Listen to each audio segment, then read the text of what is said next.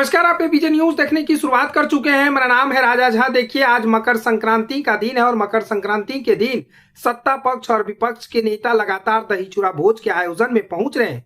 इसी बीच अभी देर रात खबरें सामने निकल कर आ रही है कि चिराग पासवान के चाचा पशुपति पारस लालू यादव के आवास पहुंचे हैं और लालू यादव के आवास पहुंचने के बाद यूं कहें तो पूरी तरह से खेला कहने की बात शुरू हो गई है। ऐसे में कयास लगाया जा चिराग पासवान के चाचा पशुपति कुमार पारस कहीं बिहार में चुनाव से पहले खेला तो नहीं करेंगे? क्या आरजेडी के साथ उनकी पार्टी जाने वाली है? तमाम तरह के कयास लगाने की शुरुआत हो गई है, लेकिन इन तमाम कयासों के बीच तेजस्वी यादव ने क्लियर कर दिया है। चिराग पासवान के चाचा जब पशुपति पारस लालू प्रसाद यादव के आवास पर जब पहुंचे देर शाम, तो उन्होंने बताया कि हम कल उनके आवास पर दही चूड़ा भोज का आयोजन है। इस आयोजन में लालू प्रसाद यादव के तमाम परिवारों को और सहित उनके पार्टियों को न्योता देने के लिए पहुंचे हैं। साथ ही साथ तेजस्वी यादव ने पत्रकारों से कहा कि पशुपति पारस कल यानी बुधवार को मकर संक्रांति मना रहे हैं, इसी को लेकर न्योता देने के लिए आए थे। पशुपति पारस से हम लोगों को पारिवारिक संबंध है, रामविलास पासवान से भी हम लोगों का संबंध रहा है। दोनों नेताओं ने लालू यादव के साथ काम किया है। तेजस्वी यादव ने कहा कि निमंत्रण मिला है तो शायद लालू यादव जाएंगे। तेजस्वी यादव से पूछा गया कि चिराग पासवान के भोज में नीतीश कुमार गए, लेकिन दोनों नेताओं के बीच मुलाकात नहीं हो पाई। इस पर तेजस्वी यादव ने कहा कि हम कोई टिक्का टिप्पणी नहीं करेंगे, चिराग पासवान से पूछ लीजिए। ऐसे में सवाल है कि क्या पशुपति पारस अपने सियासी भविष्य पर आखिरी कील ठोक रहे हैं?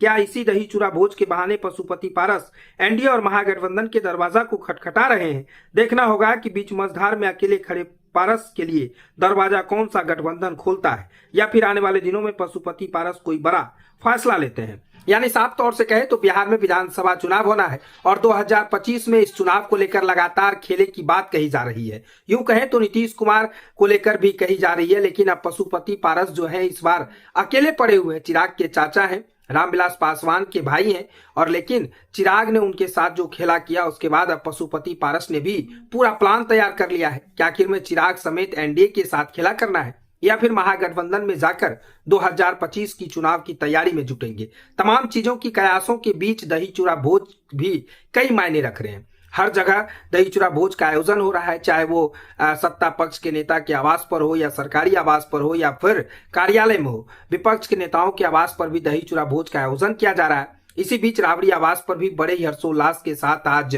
दही चूड़ा का भोज का आयोजन किया। तो दही चूड़ा भोज के बहाने भी कई तरह के बयान भी सामने निकल कर आए, लेकिन सबसे बड़ी बात है कि देर रात चिराग पासवान के चाचा पशुपति पारस आज राबड़ी आवास पहुंचे और लालू यादव से मिलकर न्योता दिया है। 15 जनवरी यानी बुधवार को उनके आवास पर मकर संक्रांति के मौके पर दही चूड़ा का भोज है।